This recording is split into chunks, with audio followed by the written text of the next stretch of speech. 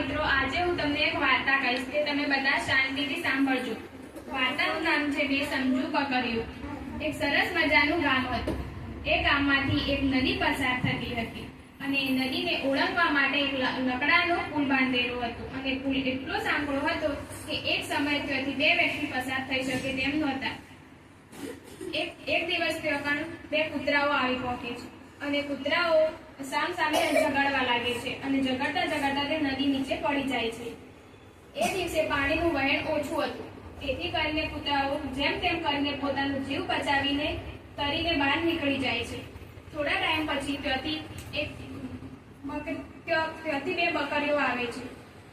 બકરીઓ પહેલા તો સામે ઊભી રહી જાય છે અને પછી એક બકરી નીચે બેસી જાય છે અને બીજી બકરી તેના પર છલાંગ મારીને નીકળી જાય છે અને બેસી ગયેલી બકરી પણ ત્યાંથી થોડા ટાઈમ પછી નીકળી જાય છે। આ વાર્તા પરથી આપણને બોધ મળે છે કે કોઈ પણ સમસ્યાનું સમાધાન ઝઘડવાથી નહીં પરંતુ સમજદારીથી નીકળી શકે છે।